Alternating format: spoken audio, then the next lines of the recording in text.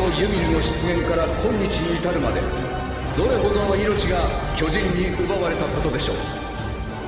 しかし近年その平和思想は淘汰され、始祖の巨人はパラディ島に住むある者に奪われました。その名はエレン・イエーガー。今ここに宣言します。パラディ島敵勢力へ宣戦布告を。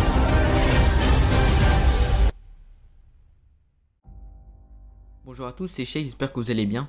Aujourd'hui on se retrouve pour la review de l'épisode 2 de SNK, donc sans plus tarder c'est parti. On a eu le droit à un épisode avec énormément de discussions et de précisions sur ce qui se passe sur le continent Mar. Tout d'abord l'épisode commence avec les autorités Mar qui se réunissent pour discuter de la situation. La perte de puissance des titans se fait ressentir, puisque Reiner qui possède l'un des titans primordiaux avec la meilleure défense se fait complètement anéantir par l'équipement du Moyen-Orient. Les titans des Mar sont dépassés et Sig propose alors de lancer une conquête sur l'île du paradis, afin de la coloniser pour se procurer leurs ressources fossiles ainsi que le titan originel. Et pourquoi pas récupérer le colossal, l'assaillant et le féminin. Mar est au courant des progrès des autres nations. Ils savent que bientôt les combats se feront dans les airs. C'est alors que le chef mentionne l'existence d'un spécimen ailé. Serait-ce l'une des formes du titan bestial ou précisément celle d'un ancien détenteur? Mais ça j'en parlerai plus tard. Sig prend la parole et fait une requête. Il veut retourner sur l'île du paradis car il va mourir dans moins d'un an. Et il veut laver l'humiliation qu'il s'est pris par le caporal Levi. Il explique aussi vouloir mettre un terme à l'histoire que son père Grisha Yeager a commencé en volant l'originel de la famille Fritz, en le donnant ainsi à son fils Eren Yeager. Sig et Cord discutent. Cord mentionne la puissance du titan bestial de Sig, mais aussi qu'il ne comprend pas pourquoi ses capacités ressemblent tant à l'originel. Et il précise aussi qu'il n'est pas censé être de la lignée royale. On a la confirmation que Sig n'a pas révélé avoir du sang royal.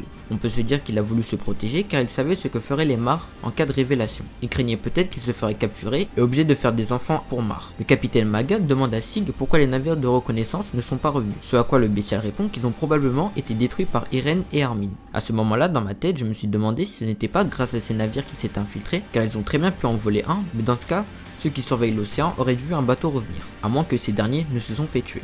Sig rappelle alors au capitaine Magat qu'il ne faut pas que craindre les titans du bataillon, mais aussi les Ackerman. L'épisode continue avec un Reiner qui se réveille d'un cauchemar, aux côtés de Porco qui se révèle être le frère de Marcel. Reiner lui confirme donc qu'Ymir lui a rendu les titans mâchoires de son plein gré, ce à quoi Porco a une haine envers Reiner, car pour lui il est responsable de la mort de son frère et que grâce au souvenir d'Ymir, il a vu ce que Reiner faisait sur cette île. Il se faisait passer pour le grand frère de tous et on avait l'impression qu'il s'y plaisait d'être sur cette île.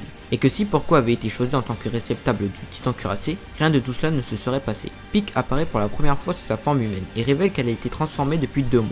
Soit il s'agit de la capacité du titan charrette, soit que tous les primordiaux peuvent rester transformés pendant 2 mois, voire plus. On aura le droit aux futurs guerriers en train de contempler la mer et qui pensent à leur avenir, et leur utilité si les titans deviennent inutiles. Gabi s'inquiète pour Reiner et Falco la rassure. Pendant qu'Udo s'énerve sur la situation des Eldiens, Reiner apparaît et nous aurons le droit à une scène chaleureuse avec un OST tout simplement incroyable. Reiner voit en Udo, Sofia, Gabi, Falco son escouade pour débarquer sur l'île du paradis. Berthold anime Marcel Reiner. Voici encore une fois une des preuves que Reiner est traumatisé sur son passage, car pour lui, ses enfants lui rappellent ce qu'il était avant de débarquer sur cette île, un enfant innocent qui ne savait rien du monde. Nous aurons aussi droit à quelques minutes dans un train, avec Cord totalement bourré et Gabi qui se fera féliciter par exactement tous les Eldiens dans le train. Falco et Reiner ont une discussion. Il lui rappelle le serment prêté aux Mar et les guerriers rentrent à Revelio voir leur famille. Falco ira voir les blessés de guerre et un Mar s'amusera à leur faire peur.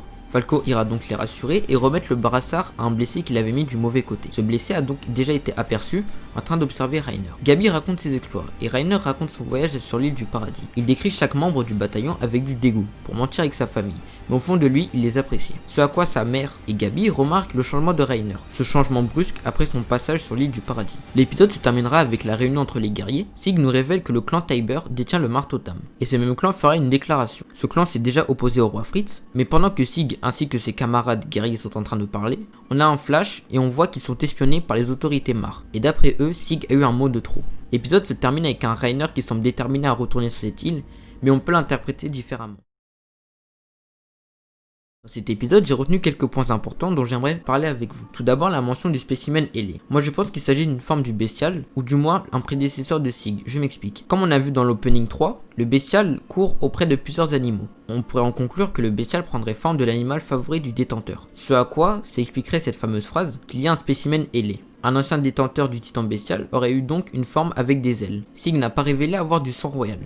On peut donc en conclure qu'il a voulu se protéger, lui ou même sa famille, et que son bestial est comparable à l'originel. Ou alors tout simplement Sig a choisi de suivre le plan de Grisha, où il devait tout simplement se faire passer pour le meilleur guerrier auprès d'Eymar. Si on en croit ça, Sig pourrait dorénavant faire une alliance avec Eren, car les deux auront donc le même objectif. Reiner ne s'en remet toujours pas de son passage sur l'île du paradis. On peut très bien le voir quand il fait des cauchemars de Mikasa, ou même la mort de Marcel. Et que du coup, son esprit, soit c'est un soldat, soit c'est un guerrier, a complètement disparu, vu qu'il a passé 4 ans sur cette île de Mar.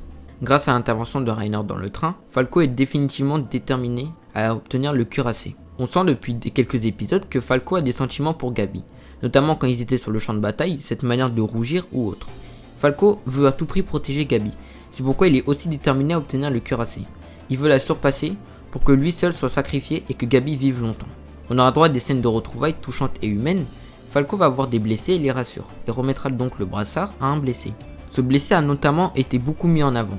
Il s'agirait peut-être d'un ancien soldat eldien qui pourrait nous raconter ce qui se passe sur les champs de bataille, son passé ou même comment sont traités les Eldiens. Grâce à lui, on pourrait en apprendre plus sur les conditions des Eldiens sur Mar, ou même de la vie en général. Gabi raconte ses exploits tandis que Reiner décrit le bataillon. Et Reiner, pour décrire les personnes vivant sur l'île du paradis comme des démons insulaires, utilisera que des moments drôles voire normaux. Par exemple, Sacha qui mange une patate, sa mère ainsi que Gabi ont remarqué ce changement. C'est pourquoi Gabi s'était donc posé la question pourquoi tous différents alors que normalement c'est censé être les mêmes.